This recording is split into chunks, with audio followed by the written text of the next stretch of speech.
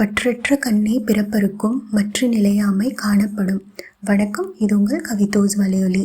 அனைவருக்கும் இனிய புத்தாண்டு நல்வாழ்த்துக்கள். ஆன்மீகம்னா என்னன்னு கேட்டால் எல்லோருடைய பதிலும் ஒன்றா இருக்காது. ஏன்னா நம்ம என்ன உணர்கிறோமோ அதுதான் ஆன்மீகம். என்னை பொறுத்த வரைக்கும் ஆன்மீகன்றது கடவுளை அறியறதில்ல, நம்மளை அறியறது. நம்ம பிறந்தோம் வளர்ந்தோம் விடைபெற்றோன்னு இல்லாமல் நம்ம பிறப்புக்கு நிச்சயம் ஏதோ ஒரு நோக்கம் இருக்குது. அந்த நோக்கத்தை தெரிஞ்சுக்கிறதுக்கு கண்ணை மூடி தவம் பண்ண தேவையில்லை. நம்ம வாழ்க்கை போகிற பாதையிலே பயணம் பண்ணோம்னா தானாகவே தெரிய வரும். அதை சிறப்பாக செஞ்சுட்டு விடைபெறுறது தான் நான் உணர்ந்த ஆன்மீகம். அப்போ கடவுளும் கடவுள் சார்ந்த விஷயங்களும் ஆன்மீகம் இல்லையான்னு ஒரு சிலர் கேட்கலாம். என்ன கேட்டிங்கன்னா அது மறுக்கவே முடியாத ஒரு உண்மைன்னு தான் நான் சொல்லுவேன். நம்ம படைக்கப்பட்டவர்கள்ன்றது உண்மைனா அப்போ நம்மளை படைச்சவன்னு ஒருத்தன் இருக்கிறதும் உண்மை தானே. ஆனால் நம்மளை அறிய ஆரம்பிச்சிட்டோம்னா உண்மை என்னன்னு புரிஞ்சிடும், உலகம் என்னன்னு புரிஞ்சிடும். அப்போ நீ நாத்திகனான்னு கேட்டிங்கன்னா நிச்சயம் இல்லை. கடவுள் இருக்கான்னு சொல்கிறவங்களையும் நான் நம்புகிறேன், கடவுள் இல்லைன்னு சொல்கிறவங்களையும் நான் நம்புகிறேன். அப்போ நீ ரெண்டுத்துக்கும் நடுநிலையில் இருக்கியான்னு கேட்டிங்கன்னா அதுவும் இல்லை. ஏன்னா இது ரெண்டுமே ஒருத்தரோட உணர்வை சார்ந்த விஷயம். அதனால் இதில் வாதம் பண்ணுறது அர்த்தமற்றது. சரி, ஆன்மீகன்றது உன்னை அறியறதுன்னு சொல்கிற, அப்போ உன்னை அறியும் போது நீ என்ன தெரிஞ்சுக்கிட்டேன்னு ஒரு சிலர் கேட்கலாம். என்னை பொறுத்த வரைக்கும் ஆன்மீகம்ன்றது ஒரு கடல் மாதிரி. அதில் முத்தெடுக்க போனால் முத்தெடுக்கலாம், மீன் பிடிக்க போனால் மீன் பிடிக்கலாம். ஆனால் முழு கடலையும் நீந்தி முடிக்க நினச்சோம்னா கடைசி வரைக்கும் நீந்திட்டே தான் இருக்கணும். முத்தும் எடுக்க முடியாது, மீனும் பிடிக்க முடியாது. இதில் ரெண்டு விதமானவங்க இருக்கும். ஒன்று கரையில இருந்தே கடலை பார்த்து ரசிக்கிறவங்க.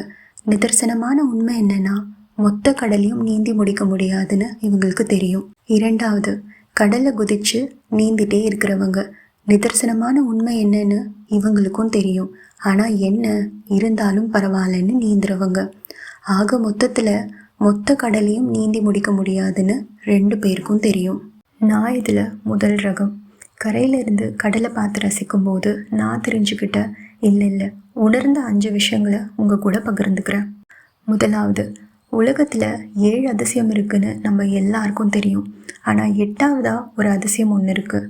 அதுதான் நமக்கு நடக்கிற அதிசயம். அதெல்லாம் எங்கே நடக்குதுன்னு நீங்கள் கேட்கலாம். ஆனால் அதிசயம் எல்லாமே உண்மைதான். தானாக நடக்கிறது மட்டும்தான் நம்ம அதிசயம்னு நினச்சிட்ருக்கோம். அதனால தான் நம்ம வாழ்க்கையில் எவ்வளோ அதிசயம் நடந்தாலும் அது நம்ம கண்ணுக்கு தெரியறதில்ல. நம்ம வாழ்க்கையில் 99% அதிசயம் நம்ம நடத்தினதாக தான் இருக்கும். மீதமுள்ள 1% தான் தானாக நடந்ததாக இருக்கும். புரியலையா? முதல்ல அதிசயம்னா என்னன்னு தெரிஞ்சாதான் அது நம்ம வாழ்க்கையில் நடந்திருக்கா இல்லையான்னு தெரிஞ்சுக்க முடியும். அதே நேரத்தில் அது யார் நடத்தினதும்னு தெரிஞ்சுக்க முடியும். நான் 5ஆம் வகுப்பு படிக்கும்போது இப்போ கூட என்னால் இந்த நிகழ்வை மறக்க முடியாது. வகுப்பில் 90% பேர் வீட்டு பாடத்தை எழுதிட்டு வரல. ஆசிரியர் ஏன் வீட்டு பாடத்தை எழுதிட்டு வரலன்னு ஒருத்தரையாக கேட்டுகிட்டே வராங்க. எழுதாதவங்களுக்கு ஒரு அடியும் விழுது. முதல் மேஜையில் ஆரம்பித்து கடைசி மேஜை வரைக்கும் எல்லாரையும் கேட்டுகிட்டே வராங்க. அந்த வரிசையில் அடுத்தது நான் தான். ஏன் எழுதலைன்னு கேட்டாங்க. அதுக்கு நான் நாளைக்கு எழுதிட்டு வரேன்னு சொன்னேன்.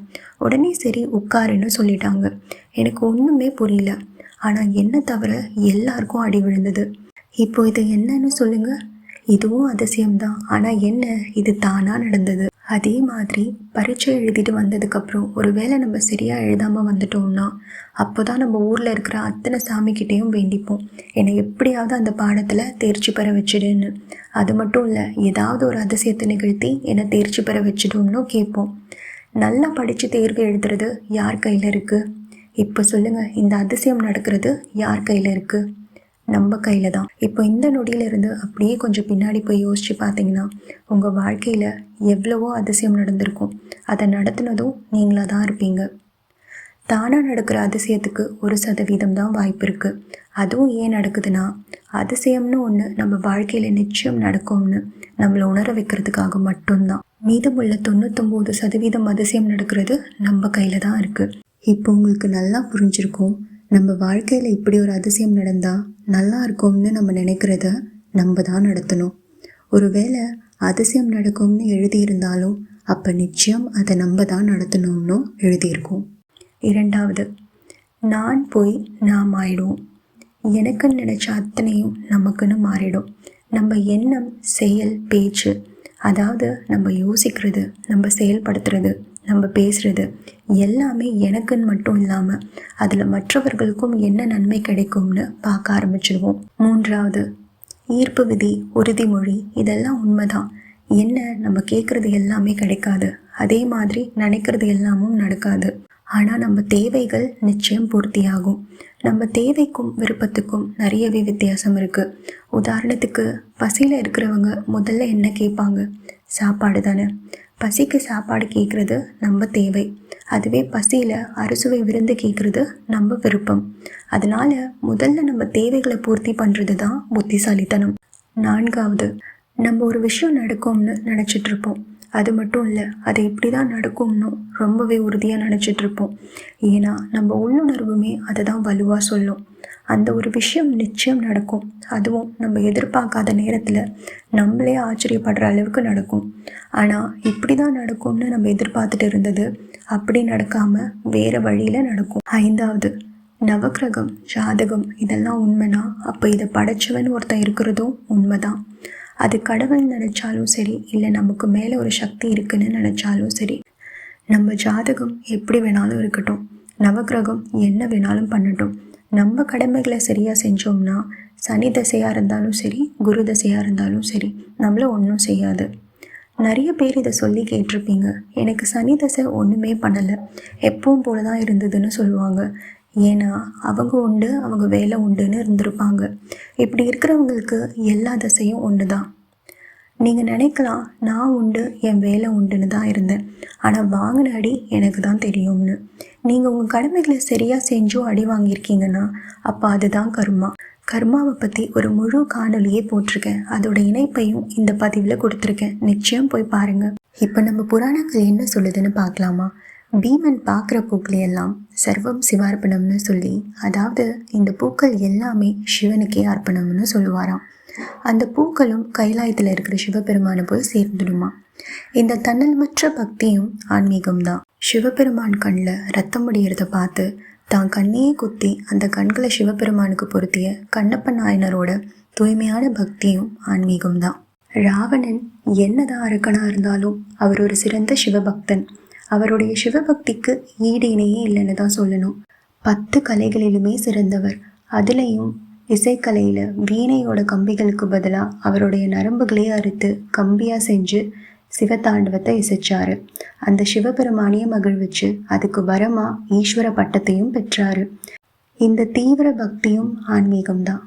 இவருடைய ராஜ வாழ்க்கையை உதறிட்டு 35 வயசுலேயே துறவரம் புகுந்து போதி மரத்தடியில் ஞானம் பெற்றாரு.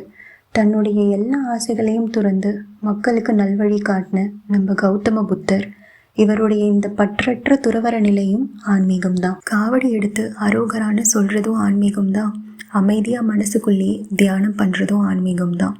இதை எதையுமே பின்பற்றாமல் யாரையும் துன்புறுத்தாமல் ஒரு கோட்பாடோடு இருக்கிறதும் ஆன்மீகம்தான். ஒருவனே தெய்வம்னு நினைக்கிறதும் ஆன்மீகம்தான். மனமே கோவில்னு இருக்கிறதும் ஆன்மீகம்தான். ஒருத்தர் பக்தியில் படைக்கிற பிரசாதமும் ஆன்மீகம்தான். பசியில் வாடுறவங்களுக்கு அதே அன்னமாக வழங்குற அந்த மனசும் ஆன்மீகம்தான். கடவுள் மேலே பற்றா இருக்கிறதும் ஆன்மீகம்தான். கடவுள் பற்றே இல்லாமல் இருக்கிறதும் ஆன்மீகம்தான். மொத்தத்தில் எந்த பற்றுமே இல்லாமல் இருக்கிறதும் ஆன்மீகம்தான். இதுதான் நான் உணர்ந்த ஆன்மீகம். நீங்கள் உணர்ந்த ஆன்மீகம் என்னன்றதை கருத்து பெட்டியில் பகிர்ந்துக்கோங்க. இன்னும் எளிமையாக சொல்லணும்னா, ஆன்மீகம்ன்றது இறைவனை அறிவதல்ல, நம்மை அறிவது. நம்மை அறிந்தால் இறைவனை அறியலாம். அடுத்த காணொளியில் நல்லவை எல்லாம் தீயவாம், தீயவும் நல்லவாம் செல்வம் செயற்கு என்னன்னு பார்க்கலாம். அதுவரை காத்திருப்போம். நன்றி, வணக்கம்.